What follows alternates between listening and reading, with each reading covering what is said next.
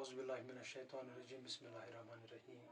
प्यारे बच्चों, अस्सलाम वालेकुम वरहमतुल्लाहि वबरकातुहू। आज का जो हमारा क्लास है वो है 7th स्टैंडर्ड से। तो जो हमारी आज की जो बुक है वो है पॉलिटिकल साइंस 7th स्टैंडर्ड की।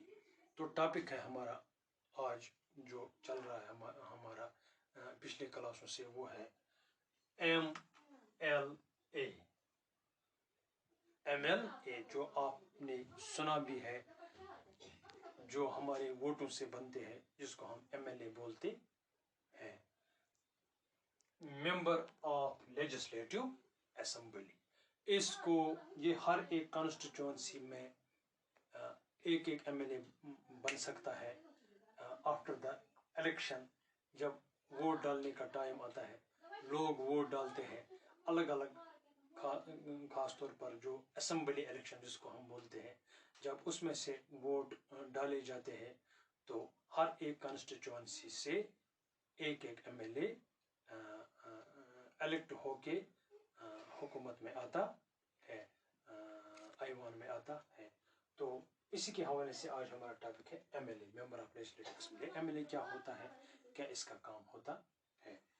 An MLA is a member of legislative assembly। जो MLA होता है ये मेंबर होता है, परमानेंट मेंबर होता है लेजिस्लेटिव असेंबली का, इसलिए इसको नाम ही दिया गया है मेंबर ऑफ लेजिस्लेटिव असेंबली। ये इसका मेंबर होता है लेजिस्लेटिव असेंबली का, जो स्टेट में होता है। स्टेट में एक पावरफुल ऑर्गेनाइजेशन इंस्टीट्यूशन होता है असेंबली, उसी का ये मेंबर होता है, जो ये MLA बनता है लोगों के वोट से। Each state has its constituencies which elects its MLA। हर एक स्टेट को अपनी अपनी कॉन्स्टिट्यूंसीज होते हैं। हर एक कॉन्स्टिट्यूंसी में असेंबली इलेक्शन के बाद हर एक जगह से एक एक MLA इलेक्ट होके जीत के इसमें आता है एडमिनिस्ट्रेशन में, हुकूमत में। A political party who has majority of constituencies MLAs is called ruling party and other parties are called opposition। एक वो हर एक इलेक्शन में बहुत सारी पॉलिटिकल पार्टीज होती है, जिस तरह से हम कहते हैं BJP है, कांग्रेस है, नेशनल कॉन्फ्रेंस जो है, पीपल्स कॉन्फ्रेंस जो है, PDP है। ये इनका नाम आपने सुना है, इनको बोलते हैं पॉलिटिकल पार्टीज। ये जो पॉलिटिकल पार्टीज है, ये पॉलिटिकल पार्टीज हर एक कॉन्स्टिट्यूंसी में अपना एक एक MLA, अपना एक एक मेंबर इलेक्शन में उसको छोड़ देते हैं, इलेक्शन में डालते हैं। तो अगर उसने फिर जीता तो जो भी पार्टी, जिस भी पार्टी के ज्यादा से ज्यादा MLAs जीत के आएंगे, ज्यादा से ज्यादा वोट हासिल होंगे, तो उस पार्टी को हम यहाँ मेजॉरिटी पार्टी कहते हैं। मेजॉरिटी मीन्स उसको ज्यादा कॉन्स्टिट्यूएंट मिलते हैं, ज्यादा सीटें मिलती हैं, ज्यादा वोट्स आते हैं। तो जो ये मेजॉरिटी पार्टी और MLAs होते हैं किसी पार्टी के, उसी को फिर रूलिंग पार्टी बोलते हैं, कि उन्हीं का फिर रूल रहता है for the period of 5 year से 5 साल के बाद ही नए सिरे से इलेक्शन होते हैं। And other parties are called opposition. तो जो बाकी पार्टी, जो इसके रनर्स होते हैं, जो इस इलेक्शन में हार जाते हैं, वो उनको अपोजिशन कहते हैं। जो ये रूलिंग पार्टी है उसको अपोजिशन में वो पार्टी होती है जिनके मेंबर इलेक्शन में जीत नहीं सकते हैं। तो इसी तरह से after the elections the MLAs belonging to the ruling party elect their leader who will become chief minister।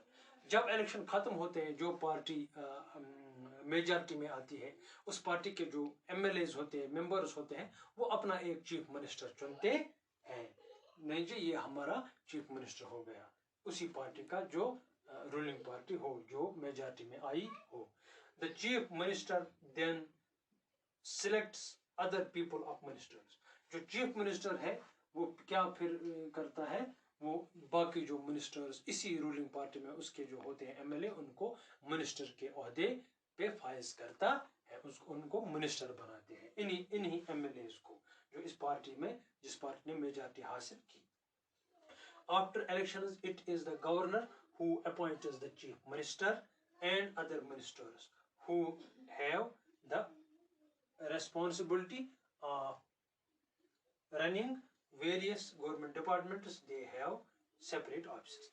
تو اس کے بعد کیا ہے, گورنر بھی کا ایک اس میں حصہ ہے, گورنر بھی اپوائنٹ کرتا ہے. پھر ان کی جو ایم ایل ایز کی رائے ہوتی ہے کون ہم چیف منسٹر بنائیں گے اسٹیٹ میں, تو پھر گورنر اس پر اپنی مہر لگاتے ہیں.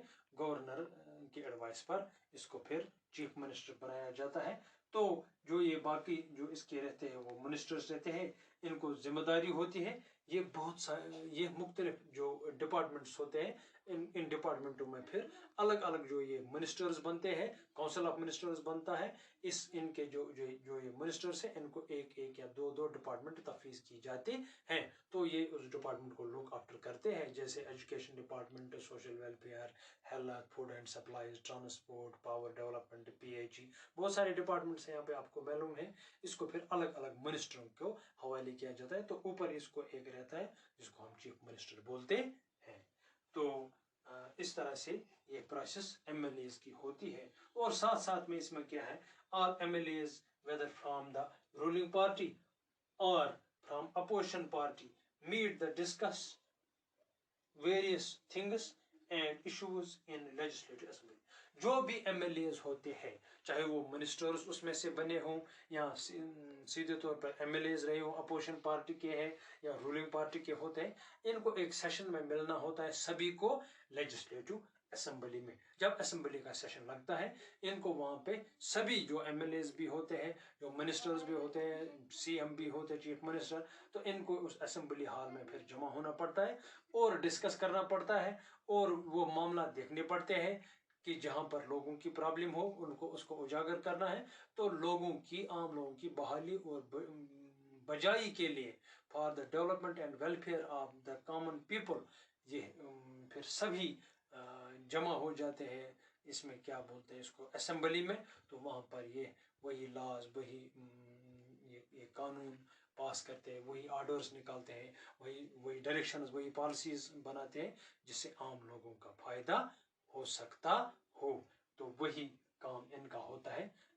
بیسیکلی ایکچولی جو یہ ریپرزنٹیٹیوز ہوتے ہیں, یہ ایم ایل ایز ہوتے ہیں یا منسٹر پھر بنتے ہیں, چیف منسٹر ہوتا ہے, ان کو لوگ اپنے ووٹ کے ذریعے سے اپنا نمائندہ, اپنا ریپرزنٹیٹیو گورنمنٹ کی طرف بھیجتا ہے, گورنمنٹ کو بھیجتے ہیں کہ یہ جی ہمارے جو ریپرزنٹیٹیوز ہیں, یہ ہماری جو بھی ڈیولپمنٹ ہے لوگوں کی گراس روٹ لیول پر, یہی وہاں سے لا کے اپروو کر کے لوگوں کی بحالی بجائی, for the welfare and development of the people, اسی کے لیے یہ کام کرتے ہیں. لوگوں نے اپنی بات پکڑا, اپنی ووٹ سے, اپنے الیکشن سے ان کو آگے بھیجتے ہیں ان کو, تاکہ یہ لوگوں کی بھلائی کے لیے کام کرے اور لوگوں کی جو بات ہے وہ حکومت تک پہنچائے, وہ سرکار تک پہنچائے, اور وہاں سے جو بھی لوگوں کی ترقی کے لیے معاملات ہو ان کو وہاں سے پھر واپس لا کے اپنے غریب عوام میں بانٹ دیجیے. اس کے ساتھ ساتھ ان کو پورا خیال رکھنا پڑتا ہے جو اسٹیٹ میں معاملات ہے, جو ڈپارٹمنٹس ہے, اس کا یہ کام ہوتا ہے ایم ایل ایز کا, جن کو ہم بولتے ہیں ممبر آف لیجسلیٹو اسمبلی. یہ ہر ایک اسٹیٹ میں ہوتی ہے, لیکن جو اسٹیٹ ہو, جو UT ہو, یونین ٹیریٹری ہو, اس میں سے تھوڑا الگ, اس میں ایم ایل اے کا زیادہ عمل دخل نہیں ہوتا, یا کسی جگہ پہ ایم ایل ایز نہیں ہوتے ہیں, وہاں پر گورنر یا وہاں پر لیفٹیننٹ گورنر کے حوالے حکومت ہوتی ہے. جس طرح سے آج ہماری جو جموں اینڈ کشمیر اسٹیٹ تھی, اس کو الگ کیا گیا لداخ UT میں اور جموں اینڈ کشمیر UT میں. تو اب یہاں پہ ایم ایل ایز فی الحال تو نہیں ہے, یہاں پہ جو ہے لیفٹیننٹ گورنر ہے, اسی کے حوالے سب کچھ ہے, اور اس کے ساتھ اس کے ایم ایل ایز, اتنے ایم ایل ایز کی جگہ وہاں پر اس کے ایڈوائزرز لگے ہوئے ہیں. تو ایم ایل ایز پلس جو لیفٹیننٹ گورنر ہے وہی فی الحال یہاں پر ان UTs میں کام چلاتے ہیں. تو یہ تھا آج میرا یہ آپ کے لیے ٹاپک تھا, how are the MLAs. تو اسی کے حوالے سے ہوم اسائنمنٹ یہاں پہ میں نے رکھی ہے, write some points about MLAs. کیا میرے بچوں نے, کیا آپ بچوں نے سمجھا ایم ایل اے کیا ہوتا ہے, اس کے بارے میں آپ کچھ پوائنٹس لکھ کر مجھے واٹس ایپ گروپ پہ بھیج دو گے. تو یہ تھا میرا آج کا جو ٹاپک تھا 7th پولیٹیکل سائنس کا, what are MLAs. Thank you, شکریہ, السلام علیکم.